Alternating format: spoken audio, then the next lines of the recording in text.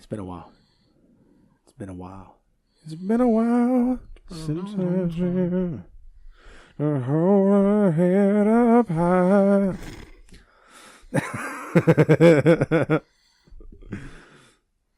No. What's going on, everybody? This is Nathan from Open Source Entertainment. I'm here with my good friend Travis. Hey, howdy, howdy. And we're back with a new episode of the Open Source Entertainment Podcast. It's going to be a little bit of a short episode this week. Well, it depends. We tend to ramble on about video games. Because we like them. That's right. But first, a little bit of a housekeeping. Thank you guys so much for your support through this downtime that we've had. We've still had lots of post engagement. Lots of people still liking and commenting on our things, so thank you so much for that. Yes, yes. Please, if you see this video, if you see this video and you haven't liked it on our Facebook page, please do that at facebook.com/opensourceentertainment. And for a YouTube subscription, we'd still appreciate that. All you have to do is search us on YouTube, Open Source Entertainment. We are the Purple Octopus. The only purple octopus that comes up when you search Open Source Entertainment. The only Purple Octopus. The only. So the that new being and improved said, octopus? the new and improved octopus. It looks so dope. I worked super hard on it. It looks real good. Thank you. So with that being said, I guess we're going to just jump right into the show. And our first and only topic for the day is going to be kind of our year-end review in way of our top 5 favorite video games for 2016. And with that being said, I'm going to let Travis go first with his number 5 pick. Number 5 on my list. Can we give 2 shout outs real quick? Yeah, we can go ahead and give some shout outs. Shout outs that are not on my list, but are still really darn good games. Honorable mentions. Honorable mentions. Sure. Rocket League, for sure. Technically didn't come out this year, but they did have a massive update that changed the game. The official release, I think, wasn't within the 2016, because I think we got it as a early release title. Well, the official release on Xbox One was in 2016. I'm counting it. But Rocket League, a lot of people are putting that on their list this year. It is the ultimate couch co-op experience. It's fun online. It's fun offline. It's just a really fun game. If you don't have it, it's like $15-$20. It's on sale cheap all the time. The developers have earned their money and earned your money. If you're a fan of video games, go buy this game. Another honorable mention would be Deus Ex Mankind Divided. I want to say Human Revolution. That's the 360 PS3 one. But Mankind Divided, I love that game. Haven't beat it yet. Spent a lot of time in it, because it's one of those games where you can play the mission a million different ways. It's the first Deus Ex game where shooting feels like a legitimate strategy. Sure. Like running, gunning? Yeah, run gunning is actually a legit strategy there. And there's actually some skill tree for that actually built into the game, which is nice. But man, that still feels so good still. Yeah, dude. So those are my 2 honorable mentions throughout the year. NHL 17 is close. I haven't had enough time with it yet. It's a relatively more recent launch. I haven't gotten into it, unpacked as much as some other games, but I do love that game. No, for sure. Dude, you're a man after my brother's heart, because he loves the NHL games, and he, like, if we asked him what his top 5 games were, Rocket League would be his number 1, for sure. That's what I hear. He loves the Rocket League. He's super good at it. But number 5, as I'm holding this up, because I just picked out the games off my shelf, Dark Souls 3 is my number 5. This is the game, if you've not played a Souls series or at all game, this is the game you want to start with. Can confirm. It's the most accessible of all of them. Doesn't mean it's easier. Doesn't mean it's not going to be a challenge. But it is it's probably, like I said, the least obtuse at the beginning. It just gives you the path to go through, and you go through it. I mean, I don't know if you've played the Dark Souls 1 game at all, the first Dark Souls. It just kind of throws you against a boss right away, and you're not quite sure how to think like a Dark Souls game. Yeah. No, I tried to start Dark Souls, the first Dark Souls, and you're absolutely right. It throws you against that very first boss, and pretty much right away. And with, like, of course, there's no tutorial in a Dark Souls game. There never will be. Same way in Bloodborne, but in that one specifically, they just really throw you to the sharks. Mm-hmm. But that's what I like about the Dark Souls 3. It gives you a little prep time before the first boss, because you handle the combat. And there's even, if you're like me and you play these games meticulously, go through every alleyway and tunnel and thing, there's even like a mini boss you can fight before the first big boss to give you an idea of how a boss fight feels. So do you remember when I was streaming that game and I started as a thief, and you were like, yeah, you should probably start as a knight with your first one, and then you asked me if I fought the crystal monster. I don't remember what his name is. I watched the Game Grumps playthrough, so I knew he was there. I just thought it would be too hard for me. I went back, beat him, no problem, which is amazing.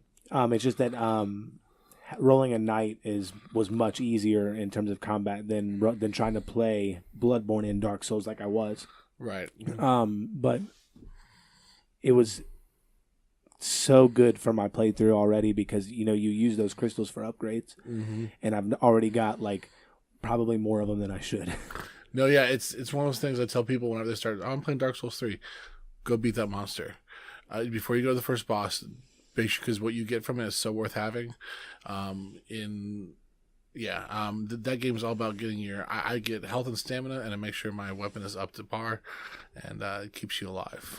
It's true that you don't necessarily have to invest a ton in damage, considering that you're going to get more weapons as the game progresses, but it's still probably a good idea. Yep. All right, well, with that being said, my number 5 is Naruto Shippuden Ultimate Ninja Storm 4. That's a mouthful and a half. It is, and it's been that way since Ultimate Ninja Storm, just to take the number off. But Ultimate Ninja Storm 4, in my opinion, the best Ninja Storm game so far. And that may simply be because it's the most interesting part of the story. We're now at the climax of the Great Ninja War. Spoilers for Naruto Shippuden. Here's your warning right now. I'm not going to go into too much, but there I might accidentally stumble something out. So here's your warning. We're at the end of the Great Ninja War. Sasuke and Naruto are back together after this, which seems like to be the only through line through the entire series. So we finally get to see a little resolution of that within this game, for better or worse. Super duper interesting. The graphics in this game, while very, very advanced PS3, Xbox 360-esque, still very good, and they do a very good job of mixing the cell shading with. Did that game come out for both generational systems? Yes. Okay, so it was I believe so. Game. Okay. It would make sense because they're kind of trying to wrap up that story for people that might not have crossed over to the. Yeah, and it was at the very beginning of 2016. Yeah. But they do a really good job of mixing that cell shaded animation with the animation from the show.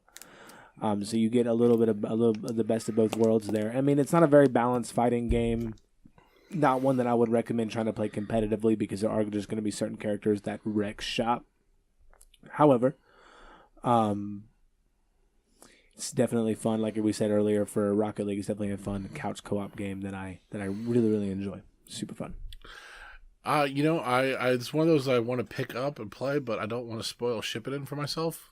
And it will. And so I want to watch with Shippuden, and then it's one of those things I'm going to pick them up used on backlog on like a buy two, get one free, and just get 1, 2, 3, and then pick up 4 on the odds end. And you can beat it in a day. Right. The main storyline, while there is extra things you can do, you can go through and get S ranks, and there you go. That's the hook. There are side branches and stuff like that. I S ranked about the first half of the game, but the second half just gets I heard it was a little challenging. For S ranks, it is. I mean, you can beat it, right? No problem, because they put this new system in the game where if you die during a match, you can accept a buff. Either you're going to come back in with full health and the opponent stays where they were at the time you died, or both of you get regen, but you have buff defenses. So one is more challenging than the other. Or if you'd like to, now I think one of the things that they missed out on is that there's not an option to restart the story or restart that mission as a whole. It's like either one of those two paths. So you have to completely back out and then go right back in order to just start it over. That makes sense. And you're giving up the S rank if you take one of those buffs. Period. Yep. Well, you died anyway, so you definitely gave it up.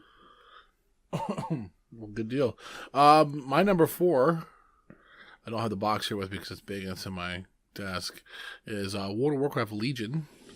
World of Warcraft is one of those games for me where it's a love-hate relationship. We'll play it for a while, then I'll stop for a year and a half, and then the new expansion will come out, and then it'll help me decide whether I'm going to hop back in on the train for a little bit or continue to stay off the wagon. Yeah, man. And this Legion is the first one in about 2 expansions where I'm like, I have to see what's going on here. I have to check out what's going on here story-wise. I want to check in with some of these gameplay updates and some of the stuff like that. It's really good. It's really good. Blizzard really put their best foot forward on this one. They needed to because the last two expansions, I would say, were a little subpar. I heard that about the Pandaria one. Well, the Pandaria one, but I'm thinking the Warlords of Draenei wasn't that great. And here's the other thing about it. It launched smoothly. There was no like day one, can't access servers because of everyone in the world's trying to play the new. And that's a huge step forward for them. Right, and I don't say that lightly. I know there's a lot that goes into that, but if you look at Diablo 3's launch, terrible. Look at World of Draenei had terrible issues at launch too as well. So they've kind of been notorious for having issues with servers. Now, another game, Overwatch, that came out this year had a really smooth launch too. Yeah, Blizzard's been killing it. So Blizzard, their secret sauce has been extra potent this year. And BlizzCon was awesome too. If I had to give a Developer of the Year award, it would be Blizzard this year. Interesting. By far. Just because they're juggling StarCraft, Overwatch, World of Warcraft, freaking Heroes of Storm, and their what's the card game? Hearthstone, and Diablo 3 content all at the same time, and killing it all at each step this year. I mean, it took them long enough, right? I remember hearing some stories. Again, this is back in the Pandaria era, and this is simply because I had a friend, his name is Blake, who was playing at the time, and I'd never played the game. I just heard the hearsay about it, and he stopped playing because he thought that update was just too bad. Yeah, a lot of people felt that way about Pandaria at first. And there was some things that had, once it was actually out, there was some negative backlash for it, but there were some good things in there too. I'm sure there were some good things, but there was also during that era that Blizzard was like shutting down legacy servers, like fan run legacy servers and stuff like that. And they came to some conclusions with that this year as well too, and they actually have one up, I believe, now and running now. I mean, that's awesome, and that's good for them. That's a game that you're not gonna make any money on anyway. So. I did it at the time. Now, of course, like you said, they are getting much better, and I'm super happy about that. Especially since I'm trying to slowly get into Overwatch as well. But it did kind of rub me the wrong way when you're going. It'd be like the developers of RuneScape shutting down legacy RuneScape servers. Like that's the only RuneScape people play. Well, right, and that comes into the idea of games preservation, and how since this is such a unique medium and for art and entertainment. How you watch a TV show from the 50s and you put it on slap it on a VHS and put it in or remaster on DVD or Blu-ray, it's the same TV show you watched, right? Yeah. It might look a little different, a little cleaner, maybe. They might touch up some things in colors, but it's the same show. Yeah.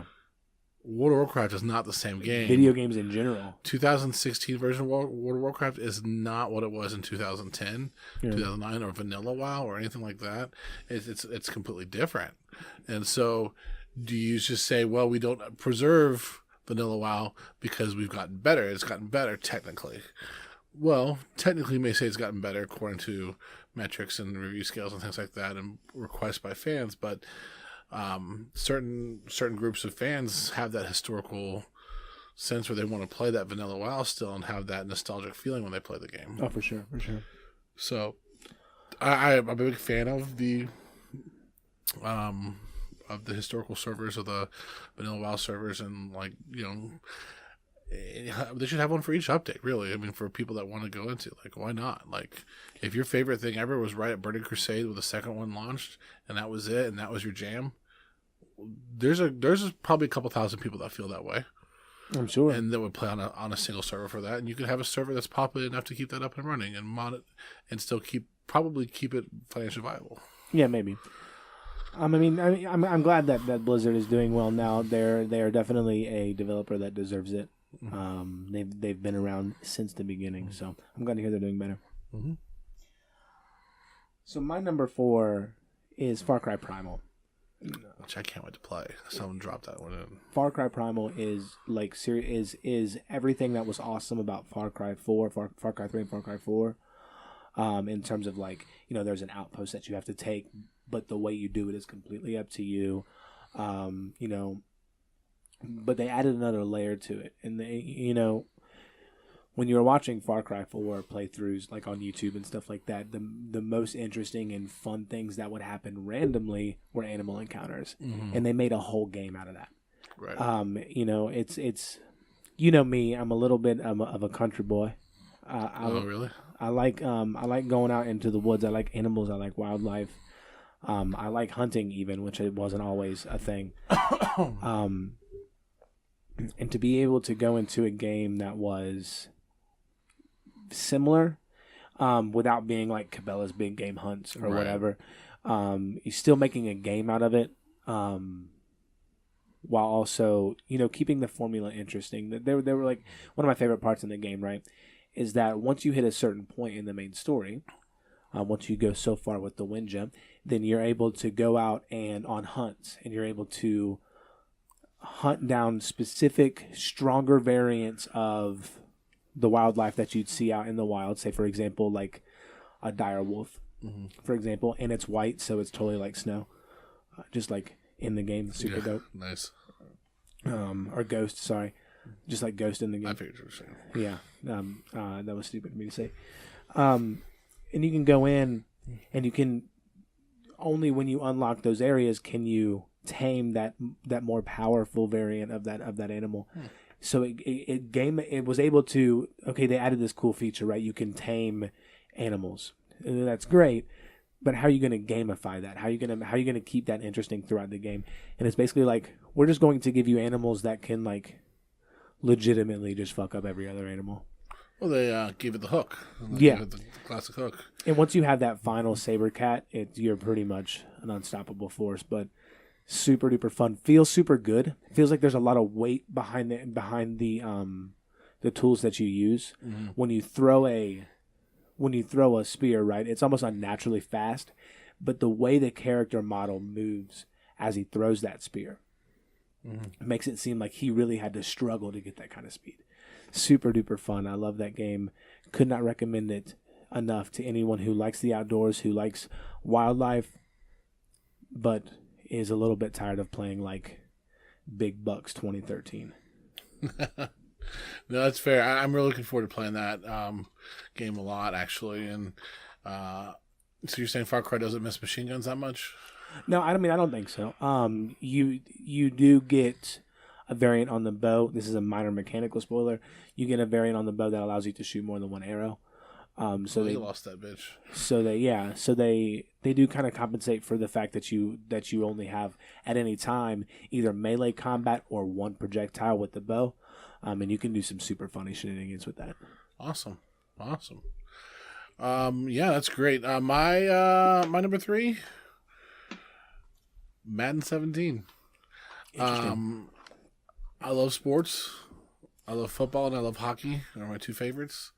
And the Madden Ultimate Team hooked me hard this year. I bet. And it's my guilty pleasure for microtransactions. Is it?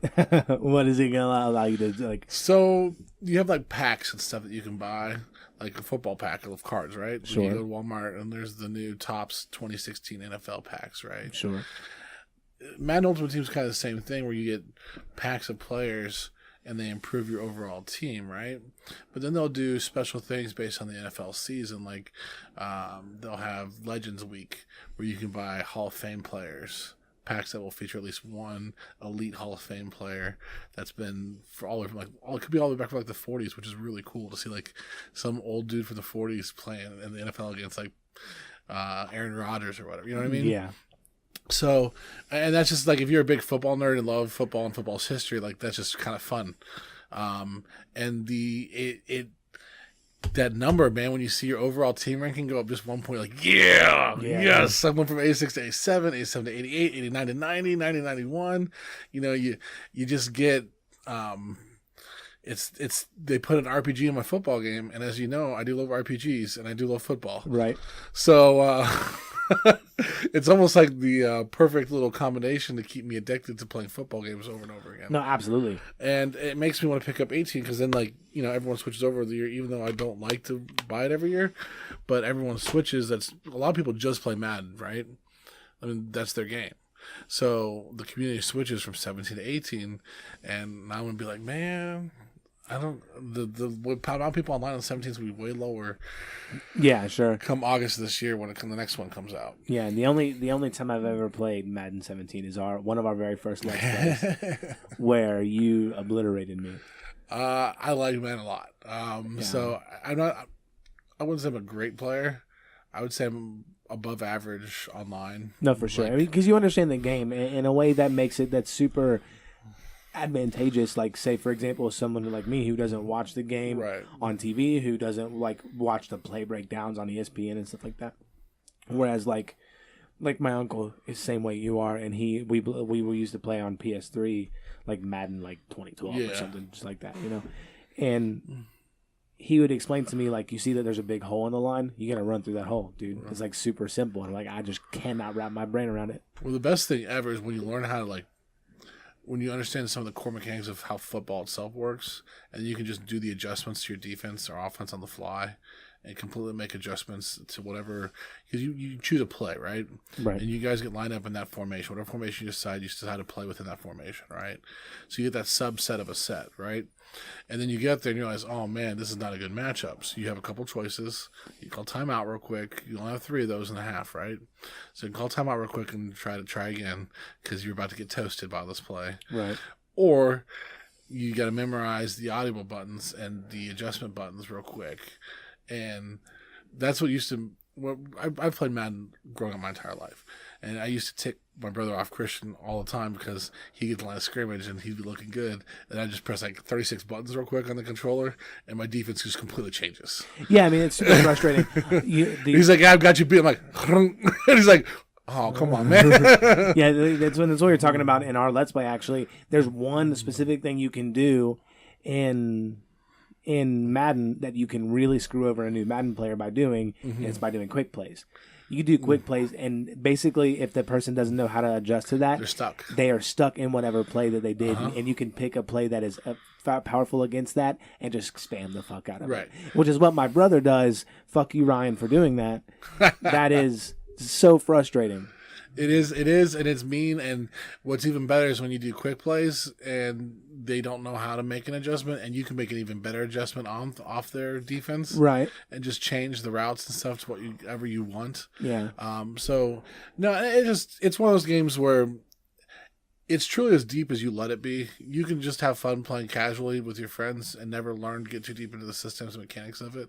Or you could like go onto the Reddit pages and have discussions about the strengths and weaknesses of a 3-4 defense in this situation versus a nickel defense, and what 6 plays of the nickel defense are the best versus the 6 plays in the 4-3 over. You know what I mean? I think you're speaking Spanish to not only me but most of our viewers. Right. No, but I mean that's what I'm saying. That's why I like the game so much. Is like I said, there's a little bit of RPG in my football game. It's as deep as I want it to be, right? And there's a lot of depth there for me to uncover. So it's a game I'm still playing that I bought on launch day months and months later.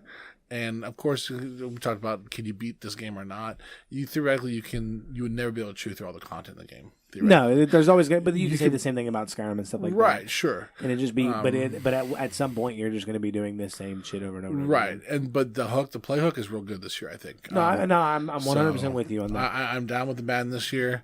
Haters gonna hate, but I love Madden. No, sure. I mean, to each their own. If there's a game out there that you like, and everyone else is gonna give you shit for it, just say fuck you. I'm having fun and you're not. So, exactly. So my number 3 game this year is a game that's very special to me. It's Doom. I love this game. I've streamed it a couple of times. Every time I've streamed it, compared to other things that we do, it gets fairly decent viewership out of because I'm legitimately good at that game. And there's not many games that I can say that about. It's like Mario and Doom, and that's pretty much it. I like Doom a lot this year. I haven't beat it. I have a love-hate relationship with Doom and how it appeared in my game library. Oh, for sure. $100 out of nowhere was a bit salty. But at least it wasn't like a crap game like Homefront or something like that I spent $100 on accident on. Yeah, for sure. I mean, this game is super duper dope. It does a really good job of capturing the feel of the original, like Wolfenstein and Doom and stuff like that. However, updates it in a way that it's smoother and more fluid, and you can even like jack the sensitivity where you're doing like 360s for no reason. You just It's the game has a definite rhythm to it. For sure, and you can get into a zone in that game, and it feels real good. One thing that I've noticed while I was playing is that if you are playing the game super well, your actions will line up with the heavy metal in the background. Yeah, and it's kind of crazy to watch. Well, it won Game Soundtrack of the Year. Yeah. And the Video Game Awards, Jeff Keighley's Video Game Awards, and I think rightfully so. I would have picked Battlefield 1's music personally because I'm a symphonic orchestra guy. But the music in Doom is pumping, it is good metal, and you're feeling it when you're playing it. It's just the perfect music for that game. And yeah, I would say it fits the aesthetic of the game better than most games. The only game I would pick over it is kind of a cop-out answer, and it is, I believe, my number 2, so I'll save it for later. I wonder what that'll be. Yeah, Doom's a great game, though. My number 2, Battlefield 1. See, I've heard great things. And I'm specifically talking the multiplayer in Battlefield 1. I've heard very good things about the single-player campaign, but I can't stop playing multiplayer long enough to sit down and play single-player. If I have 30 minutes to kill, I'm going to play a full round of Battlefield, and it's going to be fun no matter what. It's just... the chaos that they create in the war zones in that game, it's crazy. It's something like as a video game player, you grow up like you talked about the original Doom, the original Wolfenstein, and look where first-person shooters have come. Yeah. Since then, you know what I mean. So like you've got 64-player online matches now. That's insane. That's insane. It's 32 versus 32, and it is that chaotic. It is that crazy, and it's a good thing for this game because it's back to boots on the ground. It's back to and there are parts where World War I was all about this trench warfare where you literally fight over 10 square yards of turf for an entire day, and hundreds and thousands of people will die over a short little field, right? Right. While nothing can simulate what real war is like, I believe that. I think this can come close in the sense like there are sections of the battlefield of each map that you play on that you will literally fight for 5 minutes over 10 square feet. And you'll think you just keep going back there and keep going back there. And they do a good job of naturally making these little hot zones in the maps where everyone ends up and everyone's fighting for the same 10 square yards, and all the classes feel right. All the classes do their things individually well and work together equally well. The vehicles are fun but not overpowered. It's just one of those games where there was not a lot wrong with this game. If anything, hardly. I mean, it's a great game. I haven't had any connectivity issues. I personally played on Xbox One. I want to get a PC back up and going because mine's down right now. I can't wait to pick it up on PC and just really get some high graphic fidelity with it. Yeah. But yeah, Battlefield 1 is my number 2 of the year. Yeah, man, I unfortunately can't say much about the game. I haven't sat down and taken the time to play it. Not that anything is holding me back. I'm just Battlefield has never been the game for me, but I super respect it. And of course, as I was teasing to before, number 2 for me is Skyrim Special Edition. Oh my gosh. My favorite game. I think I would say not only is it my game of the year, I'd say it would be my game of last generation. That's fair. It is one of the greatest games I have ever played and maybe will ever play. The systems are not so deep like they were in Oblivion as to alienate new players, but deep enough where you can get really engaged with the way your character is built. I mean, I've started creating entire backstories for no reason. Just gotta be going around the world of Tamriel and being like, how would my character react to this? How would deeper into role playing than I've ever been. And it's interesting because some of the best role-playing games ever, like Final Fantasy, or what's another good one? Tales of Symphonia, or Persona, or what have you playing as specific characters that you really, unless you really identify with that character, can't get super invested in. You're playing more because of the systems involved. Right. Whereas in Skyrim, you get to make decisions based on the way you want to make them, and the only people in that game that aren't killable are key NPCs, like the Greybeards, for example, can't be killed. And it's because just in case you decide to go back to the story, you wouldn't be able to because you killed all the graybeards. So kind of protect you with that. But like I made a video last night, just a real short one well, I say real short, it was like 15 minutes long. And just to go over the way I kind of have built my character, the new one that I've created, I have about 600 hours into Skyrim Remaster, probably double that in the original. In case you can't tell, I'm shaking my head right now. and Skyrim's a great game. I'm not giving crap for playing his favorite game at all. It's just this dude loves this game. Every time I come home and if he's here, I hear that music and I'm like, yeah, Nathan's home. Exactly. And then that music, man, that music in Skyrim, some of the most incredible music in video games, does a really great job of being loud when it needs to be loud in epic battles, but being super soft when you're trying to be super sneaky. And I'm even thinking about, because I've played so much of Skyrim and I think I could do it, doing a no-kill run where I just sneak past everybody. That would be impressive. I think I could do it. The only issue that I'd run into is that there are certain characters that you have to kill within the main storyline in order to move on. So, right. With the exception of those characters, I would try to do a no-kill run and just like do sneak and restoration magic, and that's it. And I think that would be super duper interesting. And then of course, probably smithing so that I could get some god tier armor so that I don't have to worry about it if I get caught. Right. So, but that's kind of, but that, I know that I kind of went off on a tangent there, but that's kind of my point about this game, is that you can play this game however you want. And yes, you might have played that Dark Brotherhood storyline 13 times or what have you, but it's interesting to play it in different ways. Right. One of the main, this game has been out for almost 10 years at this point. It came out in 2012, so not even actually close to that. But cut me some slack. Well, I think it came out somewhere around, 2011. Yeah, so it's 5 years. So 5 years. So, you've had your chance. There's, in the Dark Brotherhood, you go into Solitude, and you basically kill the Emperor's cousin. And it's one of the first big story missions that you can do for the Dark Brotherhood. Mm-hmm. And you can do that in so many ways. If you have your sneak high enough at that point in the game, you can stand in the middle of the crowd, shoot her in the face with a bow and arrow, and never be detected.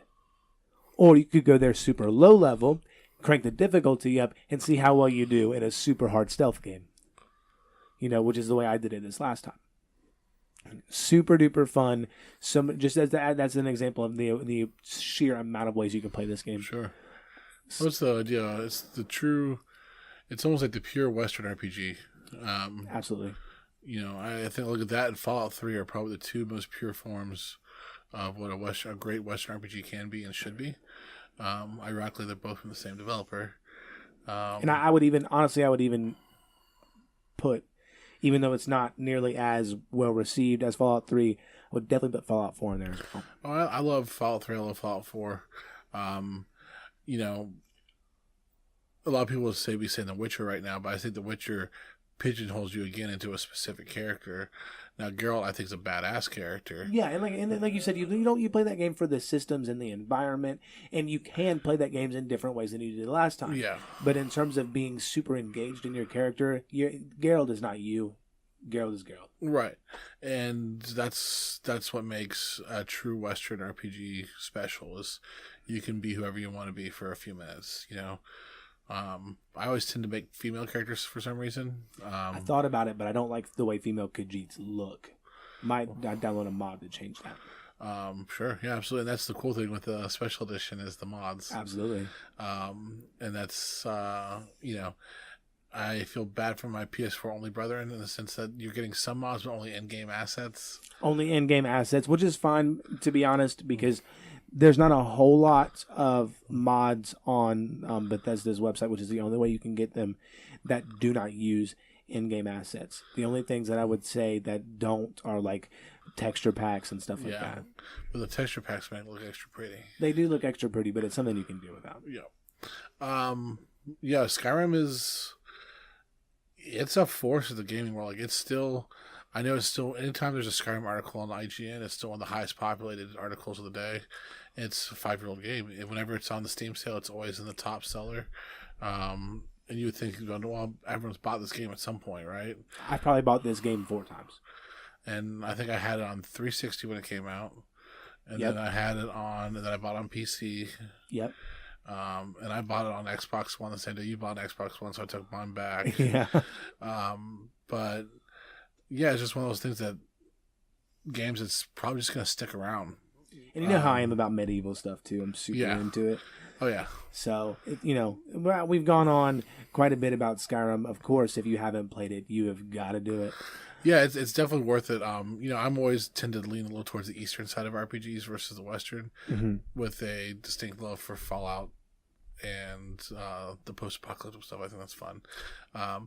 But Skyrim is great. Skyrim is great no matter who you are. You should just give it a shot. Absolutely. My number one of the year, by far, by leaps and bounds, is Overwatch. Dope game.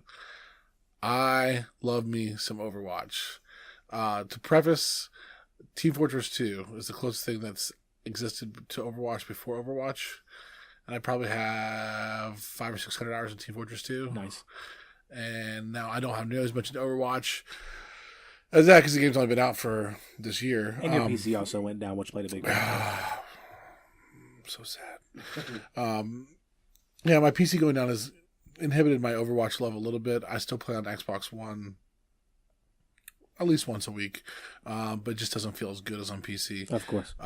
But they got that holiday crap just came out. And so now I got to get some holiday skins on my Xbox One. Oh, yeah. Just to give you everyone an idea of how much we love this game here, we've got it on every platform it's available. With the collector's edition to boot. With the collector's edition to boot. So, I mean, it blends teamwork and an individual skill so well together.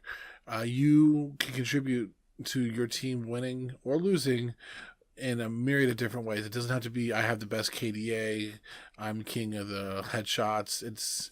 You can be a healer and be the best damn healer out there, and you're going to help your team win. Absolutely. You can be great with Mei, setting up walls strategically. That's going to block off routes so that the enemy would typically try to use to sweep. And there's just you can snipe, you can be up close. There's tank characters. There's a guy with a big ass shield that if you are good at angling with that thing, and you can really help your team win. It's supported well. It's all in the box there. People say it's a $6. It's truly, actually, to be fair to the game, I get tired of hearing that argument. It's a $40 game. Mm-hmm. I bought it for $39.99, just like anyone can, on PC. Now, there was only the one version available for console, which is the Overwatch Special Edition thing for $59.99. That came with all the skins and stuff. But if you wanted just to buy the base Overwatch for $39.99, you could, and I did. And initially with the PC, now I bought the collector's edition for the Xbox One. You have the regular Overwatch edition for the PS4. That's right. But the only critique I would have for the game would be the loot crates need to be a little more interesting more often. Loot crates in general, not a really great thing. I don't hate them. It's nice to I leveled up and I get a little piece of candy. You get a little piece of candy, but it's mostly like the basic bitch candy. Right, but because you get some sweet tarts. I love sweet tarts. I'm weird. I take fruit and chewy and sour candy over anything. But getting a new skin is really exciting versus getting the same voiceover over and over and over again. Where you get here's 25 golds because you got the same voiceover. Well, how about you take that out of the pool for me? Because I have it already, and let me work on unlocking things for all the characters. Yeah, but then how would they make their money? Well, they would continue to do things like holiday packs and things like that. I'm just because truly, unless you're someone that only plays Overwatch exclusively, there's no way when there's like the Olympic set or the Halloween set or now we have the holiday set, and there'll be a Valentine's set, I guarantee it, where there's no way you can unlock all those skins in time without putting money down to buy loot crates. And it's not a good way. It's also not a good way. I'm sure there's a way to buy those skins separately, isn't there? Some of them. Because by doing loot crates, By the way, I'm not talking about the subscription service. That's amazing. I'm talking about Overwatch, doing loot crates in order to get something specific and like making it that way for your customer. Never a good business practice. Right, and I get what it is, and it's fine. Like I said, this is the one complaint I have about a game that I fantastically love in all other assets. No, for sure. It's a great game. I'm just, playing devil's advocate. Yeah, I think what it's there for is to keep you once you hit like that level 30 to 50 range, and you're like, well, I'm going to keep playing. I need some sort of hook. Like, okay, well, hopefully I'll get this legendary skin that I want or something like that. Right. It's like I said, we know it's not the best hook historically, but it is a hook. Right. And everything else in the game is free. You don't have to pay to unlock characters or anything like that. You get everything out of the box besides that. It's just a freaking great game. Absolutely. It's well balanced. It's loved for. It's taken care of. It's in like Blizzard's hands, and they've done a great job for it. And they're expanding it and pushing with this Overwatch Pro League, which means they're going to be watching the game even more closely. Most importantly, they've been hammering down on cheaters hard, which is great. There's nothing worse than getting into a match with someone that you know is aimbotting. And you're just like, well, I guess I can't do anything in this match. But especially with like Black Widow or something. Oh man. There's nothing better than being accused of being a cheater when you're not. Yeah. That's the best feeling in the world. But yeah, Overwatch, if you've not played it yet, it's not too late. It's a hugely populated game. It's not going anywhere. It's not going to die. It's only going to get bigger. So I recommend jumping in. They're adding characters. They're adding things. The holiday festivities just started. So by all means, have a good time with a Christmas themed stuff in your game or holiday themed stuff in your game.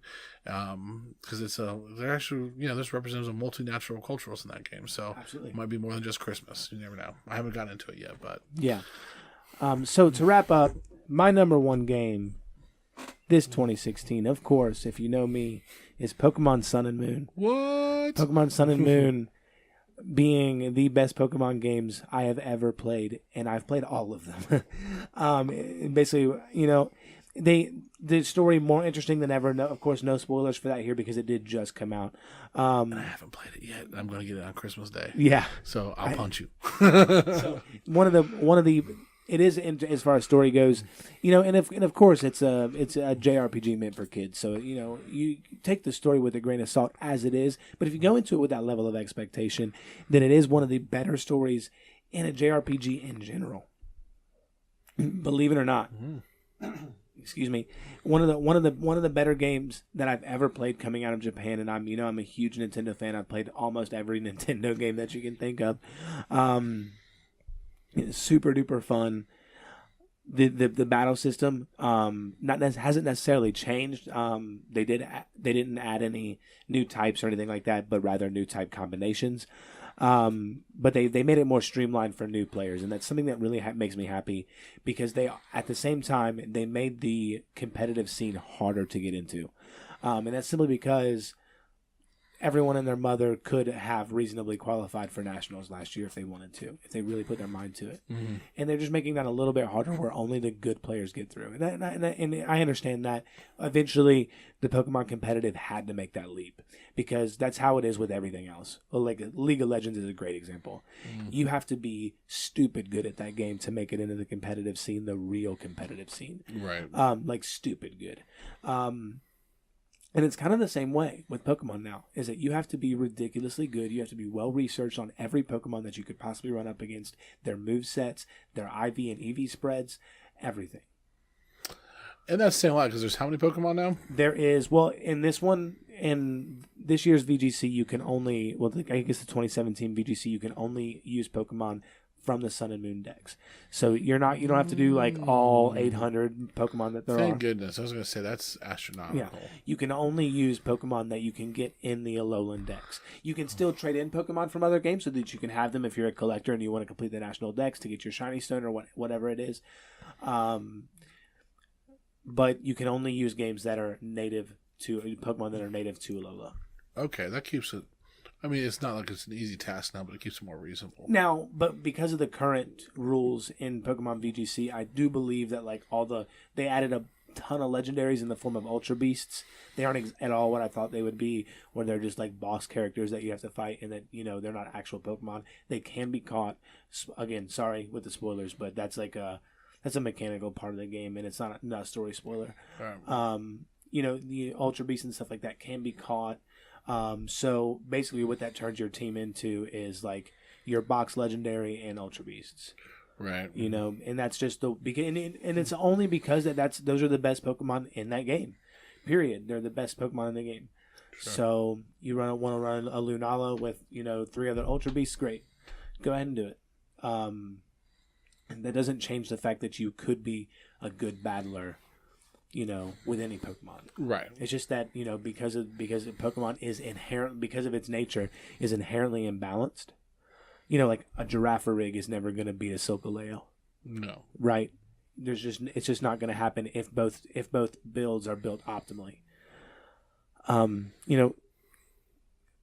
But it's still it still requires that skill that makes it entertaining. So I know I got a little bit into the Pokemon meta there that not a whole lot of people are really into, but no, it's everyone that's played it loves it. That's what I've talked to. It's got glowing reviews. Absolutely, it got I believe a 9 on IGN. Yeah, which is an incredible score. So for what is supposed to be a little kid's JRPG, it's got some legs. It's got some heart, and I'm pumped to play it. I'm waiting for my girlfriend's kids to get it so we can play it together. That's a Christmas morning present for them. So I'm gonna wait. It's been killing me a little bit to wait that long because this is the first Pokemon game I haven't played on launch since Diamond, which is a great game. Yeah, great game. I think since especially coming off of Kalos and Gen 6, being able to notice the improvements that they made in that game, and then going to Gen 7 and seeing that they've gone even further with the Pokemon formula. Absolutely. And that's incredible because Kalos was I played that game nonstop. X and Y was like a revelation to me when it came out. Oh, absolutely. Absolutely. And that's what I'm excited about this is it's even taking another step further. I hope as they continue to evolve the Pokemon world that wherever they try to stick the next location, that it's kind of like this one is, where it's really matched that island and Hawaiian feel.